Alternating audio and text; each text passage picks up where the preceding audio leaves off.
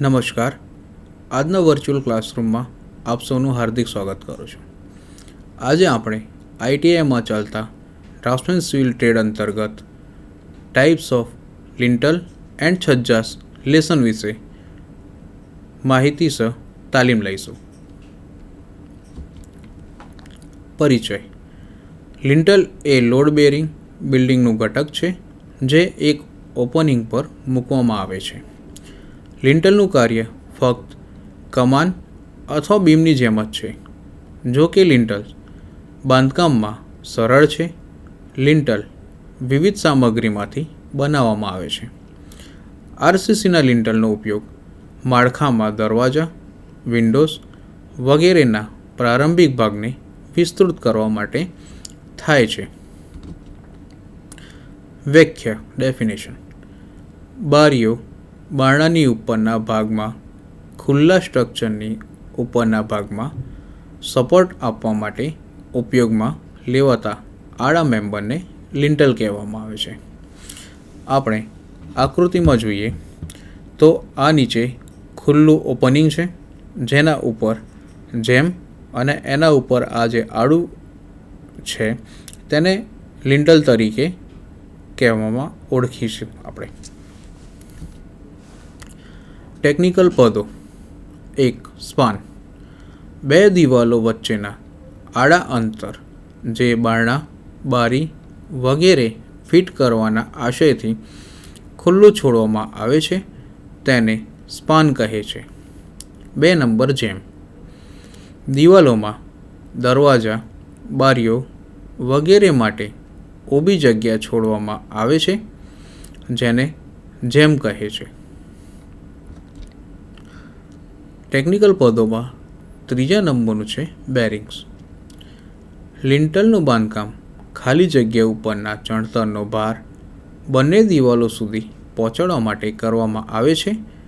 તેથી લિન્ટલ બંને છેડે 15-15 સેન્ટીમીટરના અંતર સુધી ચણતરમાં દબાવવામાં આવે છે.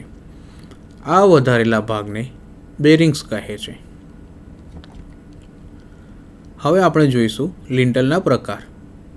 1 નંબર લાકડાનો lintel, stone lintel. 3 number brick lintel. 4 steel lintel. 5 reinforce cement concrete lintel અને 6 cast in situ concrete lintel. લિન્ટલના પ્રકારમાં આપણે પહેલો પ્રકાર લઈશું લાકડાનો લિન્ટલ. આ લિન્ટલમાં લાકડાનો એક ટુકડો અથવા લાકડાના ભાગો બાંધી લિન્ટલ તરીકે ઉપયોગ કરી શકાય છે. 1 નંબર આશરે 15 સેન્ટીમીટરથી 20 સેન્ટીમીટર સુધીનું બેરિંગ આપવું જોઈએ. 2 નંબર લિન્ટલની પહોળાઈ ઉદ્ઘાટન જેટલી હોવી જોઈએ. 3 નંબર લિન્ટલની ઊંચાઈ સ્પાનના લગભગ 1/12 થી 1/8 જેટલી હોવી જોઈએ, જેનું ઓછામાં ઓછું મૂલ્ય 80 મીમી હોવું જોઈએ.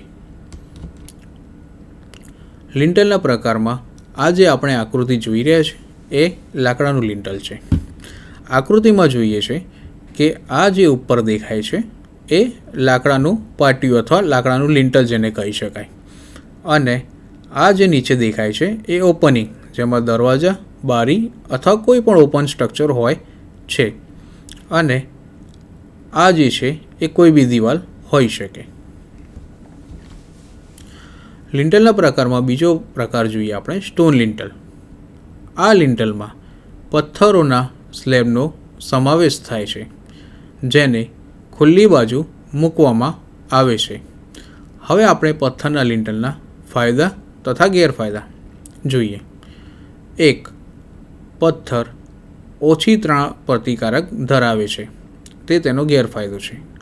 અને બીજું, જરૂરી ઊંડાઈનો સારો પથ્થર મેળવવો મુશ્કેલ હોય છે. હવે લિન્ટલના પ્રકારમાં આપણે અત્યારે જે સ્લાઇડ ઉપર આકૃતિ જોઈ રહ્યા છે તે સ્ટોન લિન્ટલની છે. સ્ટોન લિન્ટલ અહીંયા ઉપર કોઈ પણ પથ્થર સ્ટોન મૂકી તેને લિન્ટલ તરીકે કામ કરી શકાય, અને અહીંયા નીચે ઓપનિંગમાં દરવાજા, બારી અથવા ઓપન કોઈ પણ વસ્તુ હોઈ શકે. લિન્ટલના પ્રકારમાં ત્રીજો પ્રકાર છે બ્રિક લિન્ટલ. આ લિન્ટલમાં ઈંટોનો સમાવેશ થાય છે, જે સામાન્ય રીતે ધાર પર મૂકવામાં આવે છે. 1 નંબર, ઈંટો સારી રીતે બળી કોપર રંગની હોવી જોઈએ.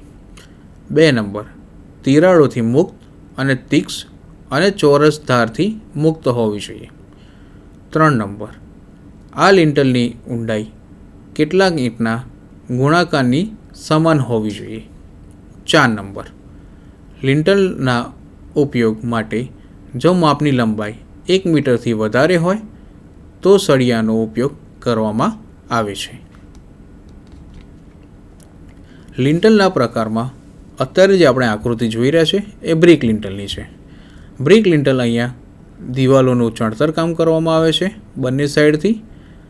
નીચે ઓપનિંગમાં કોઈ પણ વસ્તુ હોઈ શકે, જેમ કે બારી, દરવાજા અથવા ઓપનિંગ, અને એની ઉપર ઊભી ઈંટોથી લિન્ટલનું કામ કરવામાં આવેલું છે.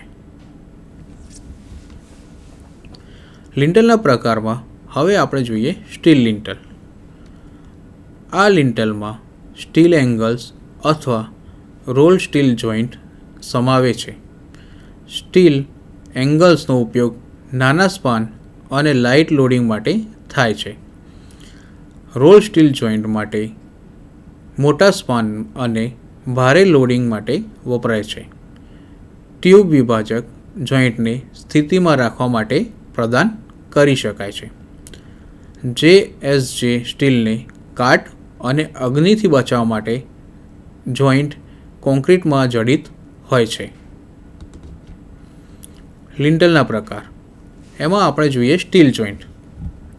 આકૃતિમાં આપણે જોઈ શકીએ છીએ કે આ જે ઉપર અને નીચે 2 દિવાલ છે અને એની વચ્ચે આપણે સ્ટીલથી જોઈન્ટ કરેલું છે, જેને અને બીજી આકૃતિ જોઈએ તેમાં સ્ટીલ મૂકી અને આગળ પાછળ કોન્ક્રીટથી ભરી દેવામાં આવેલું છે. લિન્ટલના પ્રકારમાં હવે જોઈએ રેનફોર્સ સિમેન્ટ કોન્ક્રીટ લિન્ટલ. આ લિન્ટલમાં પ્રબલિત સિમેન્ટ કોન્ક્રીટ હોય છે. કોન્ક્રીટ RCC લિન્ટલ માટે સામાન્ય મિશ્રણ 1:2:4 તરીકે વાપરવામાં આવે છે. RCC લિન્ટલ ફાયરપ્રૂફ હોય છે કે જેને આગનીથી કોઈ અસર થાય નહીં. તે ઘણું ટકાઉ હોય છે, મજબૂત હોય છે, રસ્તા બાંધવા માટે સરળ હોય છે, રાહત આપનાર અને કમાનો જરૂરી નથી હોતા.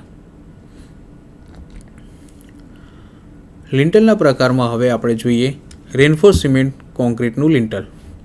આ આપણે જોઈએ છે કે જે એક લિન્ટલના સળિયાઓની ડિઝાઇન દેખાઈ રહી છે.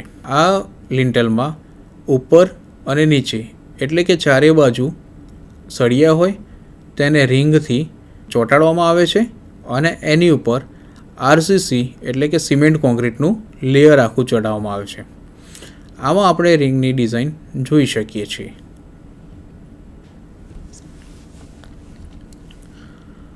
લિન્ટલના પ્રકારમાં હવે આપણે જોઈએ કાસ્ટ ઇન સીટુ કોન્ક્રીટ લિન્ટલ. આ લિન્ટલના કેન્દ્રમાં મજબૂતીકરણ માટે કોન્ક્રીટ ભરવામાં આવે છે. અત્યારે આપણે જોયું ટાઈપ્સ ઓફ લિન્ટલ એન્ડ છજ્જા વિશે માહિતી લીધી, જે આપ સૌને માહિતીરૂપ થઈ હશે. અસ્તુ.